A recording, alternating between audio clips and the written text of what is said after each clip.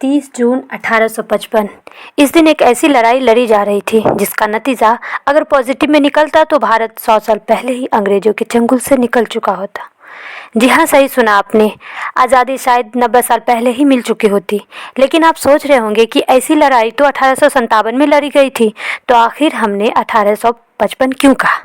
क्या हमसे कोई गलती हुई है? जी हाँ, गलती तो हुई है, लेकिन हमसे नहीं, उन इतिहासकारों से जिन्होंने इस लड़ाई को इतना महत्व नहीं दिया कि इस लड़ाई को किताबों में ज़्यादा जगह दी जा सके। लेकिन जिसने भी इस लड़ाई को होते हुए देखा है या उसके बारे में सुना है, वो यही कहेगा कि काश उस दिन हम जीत जाते। एक तरफ 60,000 संथाल थे और दूसरी तरफ थी अंग्रेजों की पूरी आर्मी, जिसे सपोर्ट कर रहे थे मुर्शिदाबाद के नवाब, और चल रहा था संथाल विद्रोह। एक ऐसा विद्रोह जिसमें अंग्रेजों को भारतीय लोगों के ताकत का लोहा मनवाया।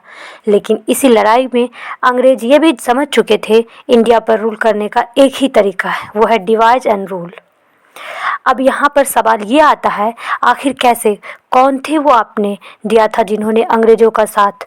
तो हर सवाल का जवाब जानने के लिए वीडियो में अंत तक बने रहे। पहले समझते हैं आखिर कौन थे संथाल। संथाल लोगों की एक जनजाति है। संथाल लोगों की एक जनजाति है जो 1790 तक बिहार, झारखंड और उड़ीसा के 5 जिलों में रहा करती थी।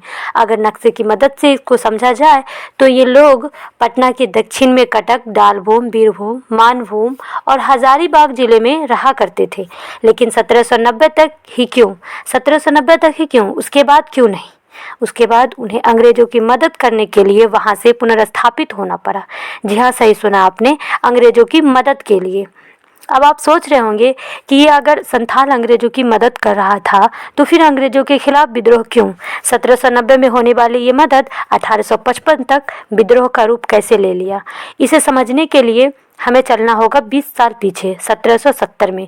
ये वो समय था जब प्लासी का युद्ध हो चुका था। बंगाल का नवाब इस युद्ध को हार चुके थे। बंगाल को नया नवाब मिल चुका था जिसका नाम था मीर जाफर। मीर जाफर ने ब्रिटिश के साथ एक ऐसा समझौता किया था कि वो कलकत्ता और समुद्र के बीच की सारी ज़मीनें अंग्रेज़ों को दे रहा है और वहाँ से आने वाला हर रेवेन्यू पर पूरी तरह से अंग्रेज़ों का हक होगा। इस ज़मीन में बंगाल और उड़ीसा के कई जिले आते हैं। अंग्रेजों ने कई सालों तक इस ज़मीन का खूब उपयोग किया। ये ज़मीनें उनकी रेवेन्यू की एक बहुत बड़ी सोर्स बन चुकी थी। लेकिन फिर आता है साल 1770। इस साल बंगाल में इतना बड़ा सुखाड़ पड़ता है कि चारों तरफ हाहाकार मच जाता है। मरने वालों की संख्या लाखों में पहुंच जाती है और इससे प्रभावित सिर्फ भारतीय ही नहीं होते, इसका प्रभाव अंग्रेजों पर भी देखने को मिलता है। उन्हें इस दीवानी से बहुत बड़ा प्रॉफिट्स मिल रहा था, लेकिन 1770 का ये साल उनके प्रॉफिट्स को भी कम कर देता है। उन्हें लगता है शायद आने वाले समय में इसका इफ़ेक्ट्स कम होगा, लेकिन ये सुखाड़ दिन ब दिन बढ़ता ही जाता है। शुरुआत में ये सुखाड़ हर 8 में से 1 को प्रभावित कर रहा था, लेकिन धीरे धीरे 3 में से 1 को प्रभावित करने लगा था और आखिर में लगभग 1 करोड़ तक लोग मारे जाते हैं। जो लोग वहाँ बच गए थे उनके लिए सूखे के बाद आने वाला मानसून काल लेकर बरसा था, क्योंकि वो अपने साथ साथ मलेरिया, प्लेग जैसे कई जानलेवा बीमारी लेकर आया था। कुल मिलाकर ब्रिटिश की कमर टूट चुकी थी और उन्हें एक नया रेवेन्यू मॉडल चाहिए था, जिसे बनाने के लिए वो रुख करते हैं दामिनी खौफ की तरफ। ये राजमहल हिल्स के पास का जंगली इलाका है और उस समय ये इलाका ब्रिटिश के दीवानी में हुआ करती थी। ब्रिटिश इस इलाके में जंगलों को हटाकर खेती करना चाहते थे और इसलिए उन्होंने वहां रहने वाले पहाड़िया जनजाति से संपर्क भी किया। लेकिन दिक्कत ये थी, ये जनजातियां किसी भी कीमत पर अपनी ज़मीन अंग्रेजों को नहीं देना चाहते थे, अंग्रेजों की मदद ही नहीं करना चाहते थे, बल्कि वह यही नहीं चाहते थे कि जंगलों को हटाया जाए। उनके इस विद्रोह को देखते हुए ब्रिटिश ने रुख किया संथाल्स का, जो कि पूरी तरह से कृषि पे आश्रित थे और 1770 के सूखे ने उन्हें भी काफ़ी प्रभावित किया था। इन शॉर्ट्स देखा जाए तो संथाल जनजाति की तरफ से माइग्रेशन और एग्रीकल्चर एस्टेब्लिश करने की शर्तों को मान लिया गया था। हालांकि संथाल्स के लिए ये इतना आसान नहीं था, क्योंकि वहाँ जंगल हटाने का मतलब ये था कि मल पहाड़ियन जनजाति जातियों के लोगों से सीधा युद्ध करना। जब संथाल्स वहां शिफ्ट हुए तो मल पहाड़ियों और संथाल्सों के बीच कई युद्ध हुए और इस युद्ध में संथाल्स की जीत हुई। संथाल का माइग्रेशन 1855 तक चला और 1830 में, जो कि उसकी जनसंख्या 3000 थी, वो 1850 तक पहुंचते पहुंचते 83,000 हो गई।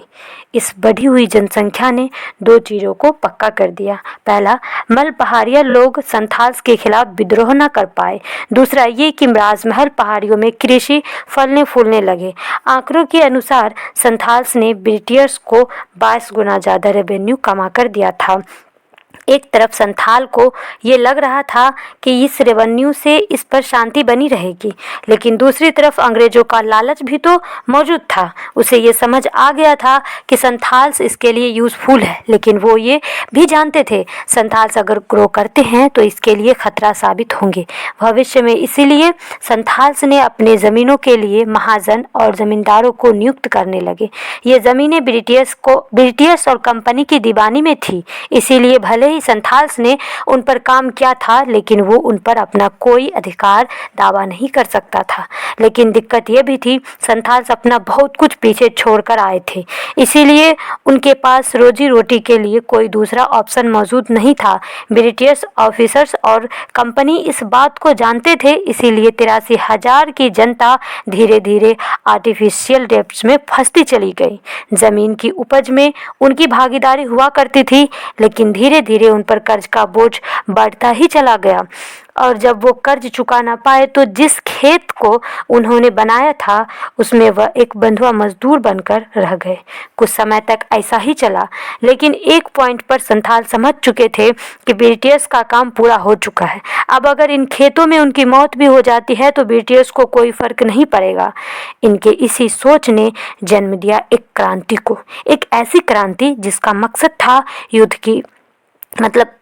मकसद था खुद की अपनी गवर्नमेंट एस्टेब्लिश करना। संथाल्स की तरफ से लीड कर रहे थे सिंधु और कान्हू मुर्मू। इस लड़ाई में उनके साथ 60,000 संथाल थे। विद्रोह का पहला पार्ट 30 जून 1755 को शुरू किया गया।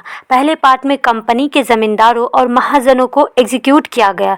जब कंपनी को ये बात पता चली तो वो काफ़ी हैरान थे। उन्होंने संथाल के तरफ से ऐसी विद्रोह को एक्सपेक्ट नहीं किया था। धीरे धीरे यह क्रांति बढ़ती चली गई और कंपनी के लिए इस रेवेन्यूज को ख़त्म करना एकदम ज़रूरी हो गया था। उन्होंने अपनी तरफ से 14th नेटिव इन्फेंट्री रेजिमेंट और 7th नेटिव इन्फेंट्री रेजिमेंट के ट्रप्स भेजे और आपको बताते चले कि 14th नेटिव इन्फेंट्री में पठान सेप्ट को शामिल किया जाता था। 7th इन्फेंट्री में राजपूत रिलीजन था, यानी कि कुल मिलाकर देखा जाए तो यह अपने ही लोग थे जिन्हें अपने ही लोगों के खिलाफ लड़ने के लिए भेजा गया था। हालांकि ब्रिटिश के तरफ से आए सैनिकों के पास उस जमाने के हिसाब से हाई क्वालिटी गन मौजूद थे, जो कि भेजी गई थी मुर्शिदाबाद के नवाब मंसूर अली खां की मदद से। किसी भी युद्ध को स्ट्रेंथ और टैक्टिक्स से जीता जाता है। कंपनी को स्ट्रेंथ तो मिल चुकी थी वेपन से, लेकिन टैक्सिक वाले पार्ट को कवर करने के लिए कंपनी ऐसा दांव खेला जिसके कारण अपने लोगों ने भी संथाल्स ट्रम्प्स के खिलाफ मुखबरी शुरू कर दी। कंपनी ने कान्हू और सिंधु दोनों पर 10,000 का इनाम रखा। अगर कहा जाए ये रकम आज के समय के हिसाब से 1 करोड़ रुपयों के बराबर का इनाम होगा तो कोई गलत नहीं होगा। इतने इनाम में इस विद्रोह के रहस्यों से पर्दा उठाने में भरपूर मदद की और जनवरी 1856 में इस विद्रोह को खत्म कर दिया गया। लेकिन विद्रोह खत्म होने से पहले कंपनी विद्रोहियों की ताकतों को समझ चुके थे। कई लॉयल जमींदारों और महाजनों को जान से हाथ धोना पड़ा था। हालांकि नुकसान तो संथाल्स की तरफ से भी कम नहीं हुआ था। 15,000 से ऊपर संथाल्स को अपनी जान गंवानी पड़ी। संथाल के कई गांवों को जला दिया गया था और कई संथाल्स हमेशा के लिए बेघर हो गए थे। इसमें सबसे ज़्यादा नुकसान संथाल्स के लोहारों और ग्वालों का हुआ, जिन्होंने छुप छुपा कर संथाल्स ट्रम्प्स की मदद की। बाद में एक्सपोज होने पर उन्हें मौत के घाट उतार दिया गया था। ये सब कुछ 1856 में हुआ था। ठीक इसी समय मेरठ में भी क्रांति की आग जलने लगी थी और उसके बाद ब्रिटिश को एक लंबी लड़ाई लड़नी पड़ी 2 साल बाद, और आगे चलकर वह यह लड़ाई जीत चुके थे। लेकिन इसके बाद से वह हर एक कदम को फूंक फूंक कर रखते थे। इसीलिए उन्होंने इंडिया पर टेक ओवर करने के बाद सबसे पहले संथाल्स को इकट्ठा किया और उसकी मांगों को मान लिया गया। इन दो क्रांतियों ने ब्रिटिशर्स को घुटनों पर ला दिया था। हालांकि वह हारे तो नहीं थे, लेकिन बहुत कुछ सीख चुके थे। उनकी तरफ से संथाल्स की डिमांड को माना गया और एक 5000 किलोमीटर सीक्वेंस की जगह संथाल्स को दिया गया, जिसमें सिर्फ व सिर्फ उन्हीं के नियम चलने वाले थे। विद्रोह में संथाल्स का बहुत नुकसान तो हुआ था। इस मूव से उनका ये नुकसान वापस आने वाला नहीं था, लेकिन उन्होंने ब्रिटिश के इस प्रपोजल को एक्सेप्ट किया। हालांकि वह इस प्रपोजल को देखकर काफ़ी हैरान था। उसका एक ही रीज़न था, संथाल्स की बहादुरी, जिसने ब्रिटिश को मजबूर कर दिया था कि उन्हें उनके साथ नेचुरल रिलेशन बनाने होंगे। इस मूव ने संथाल्स को बहुत तरक्की दी। आगे चलकर संथाल्स को आम के बगीचे, चाय के बगीचे की प्रोडक्टिविटी को बढ़ावा देने के लिए भी भेजा गया था और उन्होंने 1930 में नॉर्थ बंगाल भी गए, जहां उनका काम था बंजर धरती को प्रोडक्टिव बनाना, जो कि उन्होंने बखूबी निभाया। इस समय तक उनकी संख्या 2 लाख तक पहुंच चुकी थी। आज के समय में संथाल्स भारत के 6 अलग अलग राज्यों में तकरीबन 20 लाख से ज़्यादा मौजूद है।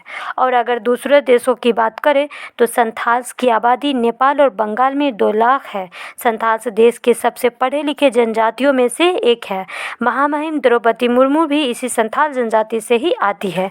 तो दोस्तों, ये थी संथाल्स की कहानी। विद्रोह में अंग्रेजों को घुटने पर लाने के बाद संथाल्स ने उसके बाद पीछे मुड़कर नहीं देखा। हालांकि उनकी इस लड़ाई और विद्रोह के बारे में जानते बहुत कम लोग हैं। ऐसी बहादुरी भी हैरान कर दिया। तो इसके बारे में सभी को पता होना चाहिए। क्या लगता है आपको?